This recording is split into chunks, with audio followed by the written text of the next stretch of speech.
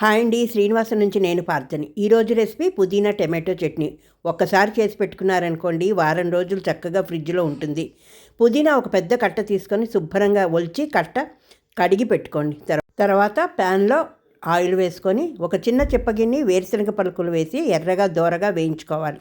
ఇప్పుడు మీ కారానికి తగ్గట్టు పచ్చిమిర్చి, ఎండుమిర్చి వేసుకొని ఆ పచ్చిమిర్చి చక్కగా రంగు మారాక ఎండుమిర్చి మంచి సువాసన వచ్చేదాకా వేయించుకోవాలి. ఇక్కడ నా కారానికి బాగానే పడ్డాయండి. ఎవరి కారానికి అనుసరంగా వాళ్ళు ఇవి బాగా వేగాలి. పలుకులు, ఈ పచ్చిమిర్చి, ఎండుమిర్చి చక్కగా వేగాలి.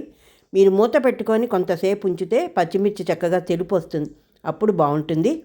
ఈ పుదీనా తీసుకోవడం వలన జీర్ణక్రియ మెరుగుపరుస్తుంది. కడుపు ఉబ్బరము, గ్యాసు, అసిడిటీని తగ్గిస్తుంది. తలనొప్పి, జలుబు, దగ్గు నుంచి ఉపశమనం అయితే కలుగుతుంది. మెదడు పనితీరుని మెరుగుపరుస్తుందండి.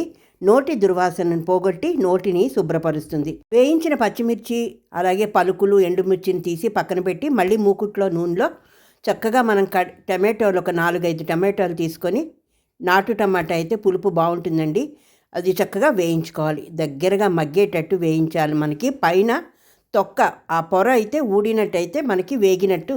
పసుపు, తగినంత పసుపు వేసి చక్కగా మనం వేయించుకున్నాం అనుకోండి, టమాటో మగ్గుతుంది. ఈ పుదీనా ఏంటంటే తీసుకోవడం వల్ల మనం బరువు తగ్గడంలో సహాయపడుతుంది, అలాగే ఒత్తిడిని కూడా తగ్గిస్తుంది. ఇంకా ఇందులో విటమిన్లు, మినరల్స్ అయితే చాలా పుష్కలంగా ఉన్నాయండి. వేసవికాలంలో ఇది మజ్జిగతో కలిపి తీసుకుంటే మన శరీరానికి చల్లదనం ఇస్తుంది. ఇప్పుడు చూసారా, మగ్గినట్టే కనిపిస్తున్నాయి కదా టమాటో. ఇప్పుడు మనం ఏం చేయాలో చూడండి. కడిగి పెట్టుకున్న పుదీనా, కొంచెం కొత్తిమీర వాసనకి తీసుకున్నాను, ఇవి అందులో వేసి చక్కగా మగ్గనివ్వండి.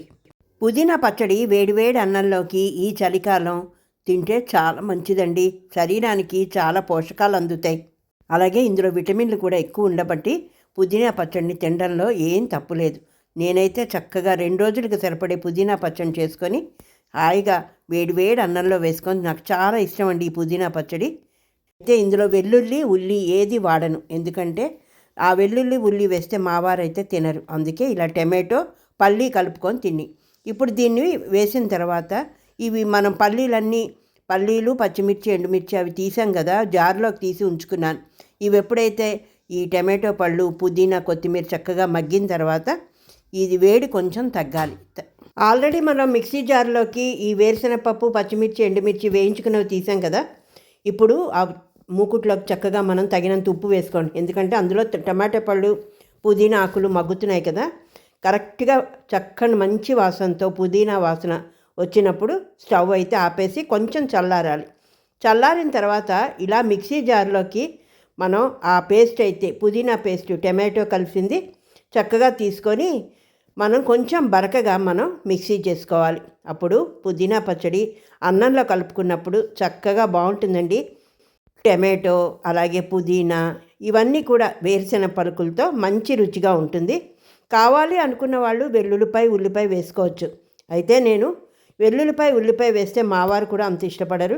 అందువల్ల నేను మామూలుగా ఇలా టమాటో, పుదీనా, వేరుశెనగపప్పు పలుకులు వేసే చేసుకుంటున్నాం. ఇలా అంతా చక్కగా చూడడానికి ఎంత కలర్ఫుల్గా ఉంది కదా. దీన్ని కొంచెం బరకగా పట్టుకుంటే మనకి పుదీనా పచ్చడి అయితే రెడీ అయిపోతుందండి. ఇది వేడివేడి అన్నంలోకి కానీ, దోశ, ఇడ్లీ, చపాతీకి కూడా చాలా ఇష్టం నాకు. వడకి కూడా బాగుంటుంది. ఇంకెందుకు ఆలస్యం, ఇది కానీ చక్కగా చేసుకొని ఒక వారం రోజులు ఫ్రిడ్జ్లో పెట్టుకోండి. శ్రమ లేకుండా బ్రేక్ఫాస్ట్కి మనం పచ్చడి అయితే ఈజీగా తీసుకొని వేసుకోవచ్చు. పోపు లేకుండా ఇలా తిన్నా కూడా బాగుంటుంది. మా వారికి కొంచెం పోపు లేకుండా తీసాను, ఆయనకి పోపు ఇష్టం ఉండదు. మనకు కావాలి అనుకుంటే చక్కగా నూనె పెట్టుకొని ఆవాలు, జీలకర్ర, మినపప్పు, ఎండుమిర్చి, వెల్లుల్లి ఇవన్నీ మీరు వేసుకోవచ్చు. కానీ నేను వెల్లుల్లి అవన్నీ వేసుకోను కదండి, మా వారు ఇష్టపడరు. అందుకు ఆవాలు, జీలకర్ర, ఇంగువ వేసుకొని చక్కగా దాని మీద పోపు వేసుకున్నాను అనమాట. పచ్చడి అయితే వేడివేడిగా తినడానికి మాకు రెడీ అయిపోయింది. పోపు వద్దు అనుకున్న వాళ్ళు అలాగే ఉంచి కలుపుకోవచ్చు. ఇదండి శ్రీనివాసం నుంచి ఈరోజు నేను పుదీనా, టమాటో కలిపి వేరుశెనగ పలుకులతో చక్కగా పచ్చడి అయితే మీకు చేసి చూపించాను. నాకు చాలా ఇష్టమైన పచ్చడి ఇది. తింటుంటే వేడివేడి అన్నంలో జిహ్వ లేచొస్తుంది. ఆహా ఏమి రుచి అంటాం ఇంగు వాసనతో. ఈ పచ్చడి మీకు నచ్చితే ఒక లైక్ చేసి, షేర్ చేసి, సబ్స్క్రైబ్ చేసుకోండి. లైక్ ఇవ్వడం మర్చిపోవద్దు. మీ లైక్ నాకు చాలా అవసరం అండి. నా ఛానల్ ఇంకొంచెం మందికి వెళ్తుంది సజెషన్లోకి. ప్రతి ఒక్కరూ చేసుకుంటారు, అయితే నా స్టైల్లో నేను చేసి చూపించాను. ఈ చలికాలం పచ్చళ్ళతో వేడివేడి అన్నం కలుపుకొని తింటే భలే భలే ఉంటుంది. మరొక కొత్త అంశంతో మళ్ళీ మీ ముందుకు వస్తాను. అంతవరకు సెలవు, మీ పార్థ.